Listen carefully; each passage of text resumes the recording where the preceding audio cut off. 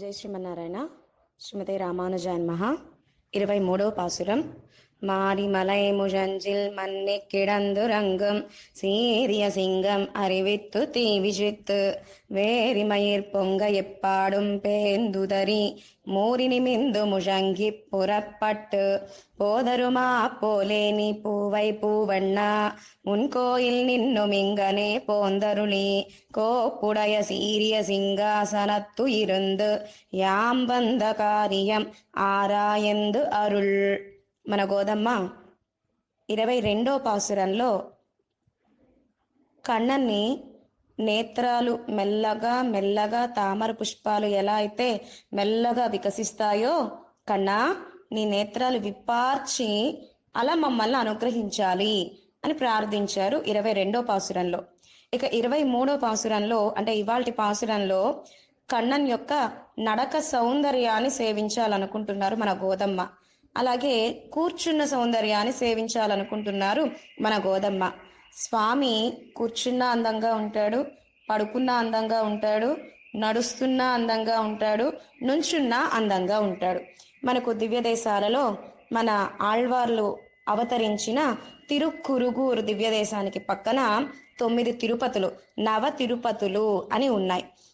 అయితే శ్రీ వైకుంఠం అనే దివ్యదేశంలో నింద్ర తిరుక్కోలం నుంచుని వేంచేసి ఉన్నారు వైకుంఠపతి. అదేవిధంగా వరగుణ మంగై, ఇక్కడ విజయాసన పెరుమాళ్ చక్కగా కూర్చుని వేంచేసి ఉంటారు ఇక్కడ. అదేవిధంగా తిరుప్పుళ్ళం గుడి, ఈ దివ్యదేశంలో పెరుమాళ తిరునామం కాయసిన వేందన్, కిడంద పడుకుని వేంచేసి ఉంటారు ఇక్కడ పెరుమాళ్ళు కనుక. అలాగే మన తిరువల్లికేణిలో కూడా పడుకున్నవారు మన రంగనాథుడు, కూర్చున్నవారు మన నరసింహస్వామి, నుంచున్నవారు వెంకటకృష్ణన్ పార్థసారథి పెరుమాళ్. అలాగే శ్రీరంగంలో పెరియ పెరుమాళ్ రంగనాథుడు పడుకుని వేంచేసి ఉంటారు, నంబెరుమాళ్ నుంచుని వేంచేసి ఉంటారు. ఉభయ నాచ్యమార్లు శ్రీదేవి భూమిదేవి రంగనాచ్యార్ కూర్చుని వేంచేసి ఉంటారు. ఎదురుగుండా పెద్ద గరుడాళ్వార్ కూర్చుని వేంచేసి ఉంటారు.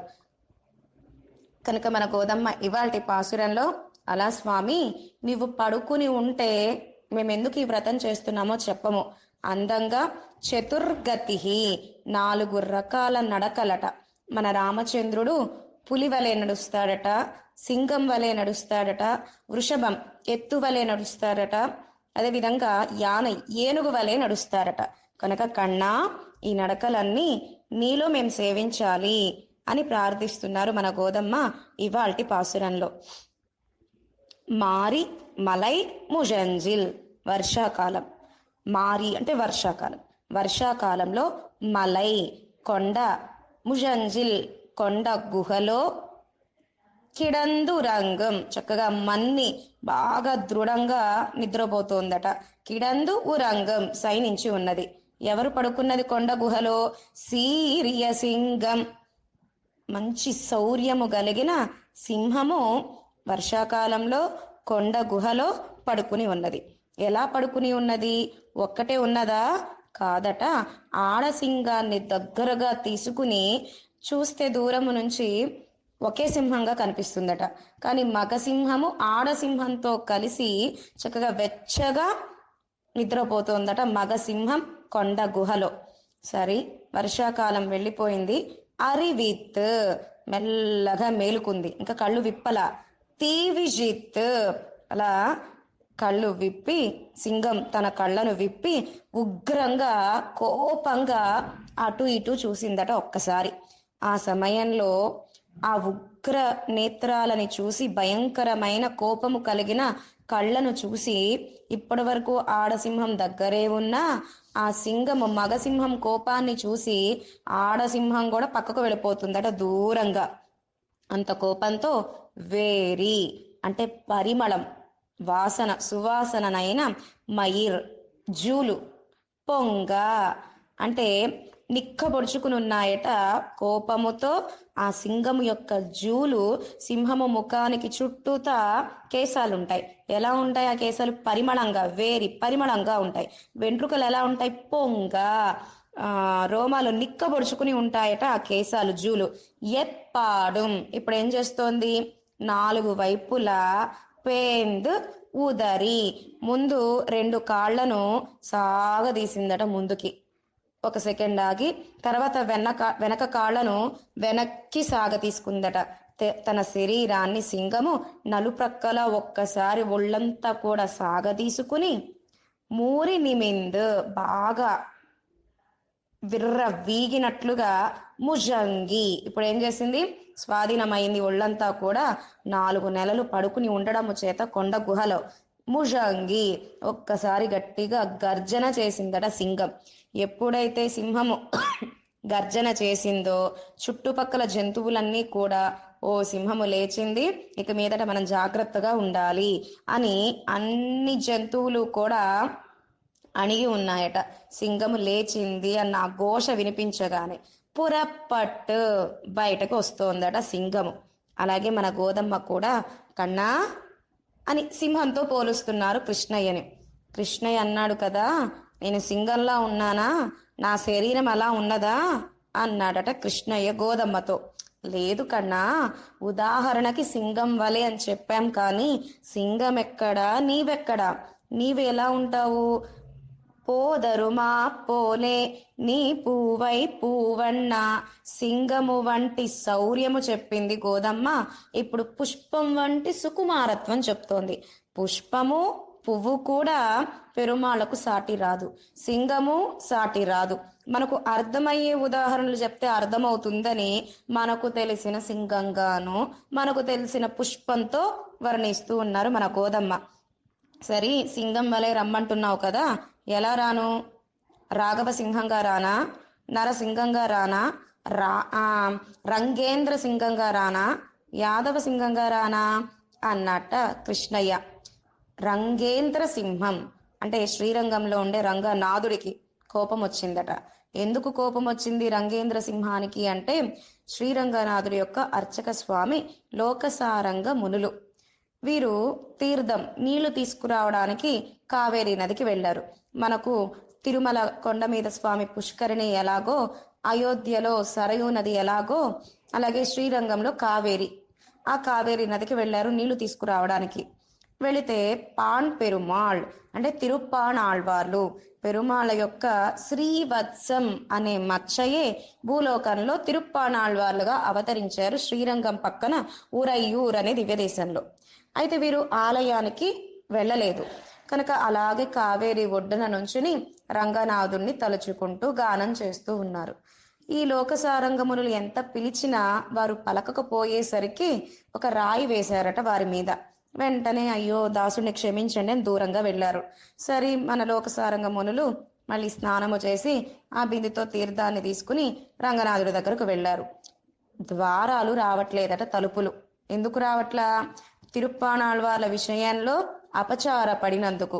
సరే, లోకసారంగమునే మీరే తిరుప్పాణాళ్వారి దగ్గరకు వెళ్ళండి, వారిని నా దగ్గరకు తీసుకురండి అని రంగరాజు అర్చావతార పెరుమాళ్ అదరాలు తెరిసి మాట్లాడాడట. కనుక రంగేంద్ర సింహం, ఇక రాఘవ సింహం మన రామచంద్రుడు, అలాగే నరసింహం దుష్టుడైన భాగవత అపచారం చిన్న పిల్లాన్ని చంపాలని చూసిన ప్రహ్లాదుడి యొక్క సత్యవాక్యాన్ని తెలియజేయడం కోసమని నరసింహంగా అవతరించాడు స్వామి. హిరణ్యకశిపుణ్ణి సంహరించాడు. కనుక ఎలా రానుగోదా అన్నట్ట కన్నా. ఉదాహరణ చెప్పాం కానీ అలా ఏం కాదు స్వామి. పోదరుమా పోలే సుకుమారని చెప్తున్నారు. పోదరుమా పోలే నీ పూవై పూవన్న, అతసి పుష్పం గానుగ పుష్పం నల్లగా ఉంటుందట, చాలా మెత్తగా ఉంటుందట, సుకుమారంగా ఉంటుందట. ఆ పుష్పాన్ని మనం ఇలా చేత్తో పట్టుకుంటేనే చాలు కందిపోతుందట, వాడిపోతుందట. అలాగే అంత సుకుమారం అన్నమాట ఆ పుష్పం. కనుక పోదరమా పోలే నీ పూవై పూవన్న, అలా సుకుమారం వంటి పుష్పము ఎంత సుకుమారంగా ఉందో పుష్పము కంటే సుకుమారుడట స్వామి. కనుక నీవు సుకుమారమైన నీవు, శౌర్యం కలిగిన నీవు, ఉన్ కోయిల్ నిన్ను మీ ఇంటి నుంచి, కోయిల్ అంటే కృష్ణయ్య వేంచేసి ఉండే స్థానం, నిన్ను కోయిల్ నుంచి ఇంగనే పోందరులి, ఇక్కడకు రావయ్యా అని ప్రార్థిస్తున్నారు మన గోదమ్మ కృష్ణయ్యని. ఇంగనే, ఎంగనే వెళ్ళొద్దు, ఎక్కడికో వెళ్ళకు, ఇంగనే ఇక్కడికే రా. ఎవరు వెళ్ళారు ఎక్కడికో అంటే మన శ్రీరంగంలో నంబెరుమాళ్ ఉత్సవర్ల పేరు, ఉత్సవర్ల తిరునామం. రామచంద్రుడు ఎలా అయితే వనవాసానికి వెళ్ళాడో మన నంబెరుమాళ్ళు కూడా వనవాసానికి వెళ్ళారు, శ్రీరంగాన్ని విడిచిపెట్టి. ఎన్ని సంవత్సరాలు శ్రీరంగానికి దూరంగా వేంచేసి ఉన్నారు మన నంబెరుమాళ్ళంటే 48 సంవత్సరాలు దూరంగా ఉన్నారు. ముందుగా మధురైకి వెళ్ళారు. అక్కడి నుంచి తిరుమాలినం సోలై జ్యోతిష్కుడి వెళ్ళారు. జ్యోతిష్కుడి నుంచి నేరుగా కేరళ తిరుక్కిణాంబికి వెళ్ళారు. అక్కడి నుంచి మన ఏడుమలై అధిపతి తిరువేంగడముడయాన్ ఆ ఆస్థానంలో కొన్ని సంవత్సరాలు వేంచేసి ఉన్నారు. కనుక రంగ మండపం అని ఉంది తిరుమల కొండ మీద, అక్కడ వేంచేసి ఉన్నారు నంబెరుమాళ్. తర్వాత 48 సంవత్సరాలకి తిరిగి శ్రీరంగానికి చేరుకున్నారు.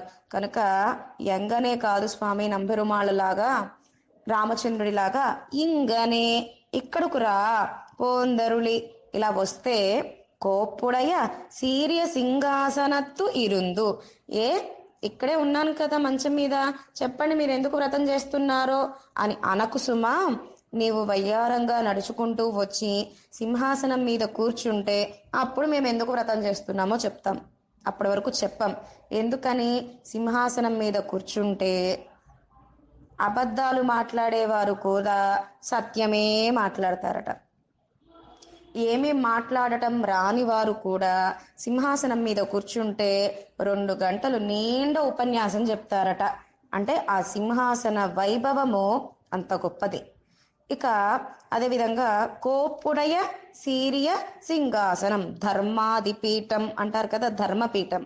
8 కోళ్ళు కలిగిన ఆసనమట, సింహాసనమట. జ్ఞానం అజ్ఞానం, ధర్మం అధర్మం, వైరాగ్యం అవైరాగ్యం, ఐశ్వర్యం అనైశ్వర్యం, ఇలా 8 కోడులు కలిగిన కోప్పుడియ సీర్య సింహాసన తిరుందు. అలా నీవు సింహాసనం మీద కూర్చుంటే యాం వంద, మేమెందుకు వచ్చామో, కార్యం, ఏ కార్యం మీద నీ దగ్గరకు వచ్చామో, ఆరా ఎందు, నీవు విచారించి, అరుళ్, అప్పుడు అనుగ్రహించు అని చెప్తున్నారు మన గోదమ్మ కృష్ణయ్యని ప్రార్థిస్తూ ఉన్నారు. మనకు ఇవై ఎల్లాం నమకు నంబెరుమాళ్ పక్కలిలే కాణలాం అన్నారు మన పిళ్ళై లోకాచార్యులు మహానుభావులు. మనం సౌందర్యాన్ని, నడక సౌందర్యాన్ని సేవించాలి అంటే శ్రీరంగం. ఎటువంటిది శ్రీరంగం? మన సంప్రదాయానికి రాజధాని శ్రీరంగం. 14 పెరుమాళ్, 10 ఆళ్వార్లు మంగళాశాసనం చేశారు శ్రీరంగానికి. పూర్వాచార్యులందరూ ఎక్కడెక్కడో అవతరించినా వచ్చి చేరింది శ్రీరంగానికి. అంత గొప్ప ఆస్థానం, భూలోక వైకుంఠం శ్రీరంగం. కావేరీ విరజాసేయం వైకుంఠం రంగమందిరం స వాసుదేవో రంగే సహా ప్రత్యక్షం పరమం పదం. కనుక శ్రీరంగం ఏమిటి అంటే భూలోక వైకుంఠం అట. అంత గొప్పగా మన నంబెరుమాళ్ తిరుక్కయిలే పిడిత దివ్యాయుధంగళం వైత అంజలెన్ను కయ్యం కవిత్త ముడియం ముఖముம் మురవలుం ఆసన పద్మత్తిలే అజుత్తున తిరువడిగలుమాయ్ నిర్కర నిలయిలే మకుత్తంజం. మనకు రక్షకం ఏమిటి అంటే ఆ నంబెరుమాళ్ యొక్క తిరువడిగలు. ఎక్కడ వేంచేసి ఉన్నారు నంబెరుమాళ్? తామర పుష్పంలో వేంచేసి ఉన్నారు. మందస్మితం, సంభాషణం. నంబెరుమాళ్ళని కనుక సేవిస్తే మనతో మాట్లాడతాడట, మనల్ని చూసి నవ్వుతాడట. చక్కగా కిరీటాన్ని ధరించి, శంకు చక్రాలు ధరించి అంత అత్యద్భుతంగా వేంచేసి ఉంటారు నంబెరుమాళ్. కనుక ఆ నంబెరుమాళ్ళ యొక్క నడక సౌందర్యం సేవిస్తే చాలు, మనకు ఈ జీవితానికి భాగ్యం అనుకుంటాం. పెరుమాళ్ళు మనకి ఈ శరీరాన్ని ఇచ్చినందుకు. అంత అందంగా సింహగతి, వృషభగతి, అదేవిధంగా పాము సర్పగతి, యానగతి, గరుడగతి, ఇలా అనేక నడక సౌందర్యము అన్ని మనం నంబెరుమాళ్ళ దగ్గర సేవించవచ్చును. అయితే ఒకసారి ఒక రాజస్థానీ సంగీత విద్వాన్ వెళ్ళారట రంగనాథుడి దగ్గరకు. ఆ గానము చేద్దాము నంబెరుమాళ్ళకి వాచా కైంకర్యం అని వెళ్ళారట. సరే, మన అరయ్యర్ స్వామి నంబెరుమాళ్ళని ప్రార్థించారట. ఇలా వారు గానం చేయటానికి వచ్చారు, మీరు శ్రవణం చేస్తారా అని. సరే అన్నారట పెరుమాళ్. చక్కగా అందరూ కూర్చున్నారట. వారు కూడా ఒక 4 గంటలు రాజస్థానీ సంగీతాన్ని పాడి వినిపించారట. సరే, సంభావన ఇవ్వాలి కదా, ఏమి ఇవ్వాలి? పెరుమాళ్ళు అన్నారట, ఇదిగో తిరువరి వట్టం ఇవ్వండి, అమ్మగారి రంగనాథ్యారి యొక్క చీర ఇవ్వండి, తాంబూలం పెట్టండి, పండ్లు ఇవ్వండి, పుష్పాలు ఇవ్వండి, అన్ని ఇవ్వండి.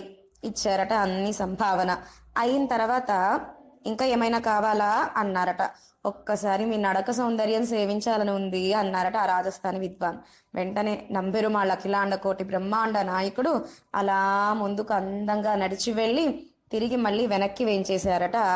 చాలా ఇంకా కావాలా అన్నారట. ఆ రాత్రికే ఆయనకు మోక్షం వచ్చిందట. ఆ విద్వానికి, సంగీత విద్వానికి అంత నడయజగు మన నంబెరు మాళ్ళది. అలాగే తిరుక్కన్నపురం సౌరిరాజ పెరుమాళ్ళకు కూడా విభీషణుడు ప్రార్థించాడట, రంగా నీ నడక సౌందర్యం సేవించాలని ఉన్నది అని. సరే తిరుక్కన్నపురం వెళ్ళండి అన్నారట. విభీషణుడు తిరుక్కన్నపురం వెళ్ళేసరికి అమావాస్య వచ్చింది. సరే విభీషణాల్వానే మీకోసమే నడక సౌందర్యం అని చూపించారట. సరే తిరుక్కన్నపురం సౌరి పెరుమాళ్ళే ఇంకా తృప్తి కాలేదు, మళ్ళీ ఎప్పుడు నడక సౌందర్యం, మళ్ళీ అమావాస్యకి కనుక ప్రతి అమావాస్య మనం అక్కడ ఉంటే తిరుక్కన్నపురం సౌరిరాజ పెరుమాళ్ నడక సౌందర్యాన్ని సేవించుకోవచ్చును. అలాగే తిరునాగై నాగపట్టణం సౌందర్యరాజ పెరుమాళ్ నడక సౌందర్యం అద్భుతం. రాత్రి ఉత్సవం అంతా అయిపోయిన తర్వాత చక్కగా ఆభరణాలన్నీ తీసేసి ఒక అందమైన వస్త్రాన్ని తెల్లటి పంచెను కట్టి అలా వినిపిస్తూ ఉంటే గానము, దానికి తగ్గట్టుగా నడకలు నడుస్తాడు మన సౌందర్య రాజ పెరుమాళ్. ఒక తల్లి బిడ్డను ఎలా అయితే పట్టుకుంటుందో పడిపోకుండా, అలా అక్కడ ప్రధాన భట్టాచార్య స్వామి, అర్చక స్వామి అలా పట్టుకుంటారు సౌందర్య రాజ పెరుమాళ్.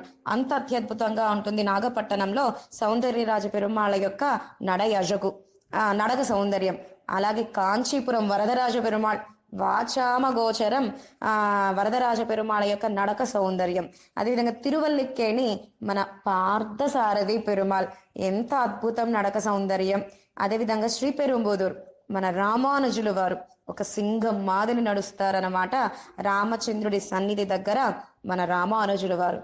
అలా ఓ కన్నా నీవు కూడా అందంగా నడుచుకుంటూ వచ్చి సింహాసనం మీద కూర్చుని ఇప్పుడు అడగాలి, మీరు ఎందుకు ఈ వ్రతాన్ని చేస్తున్నారు అని అని మన గోదమ్మ ఇవాల్టి పాసురంలో నడక సౌందర్యాన్ని ప్రార్థించారు.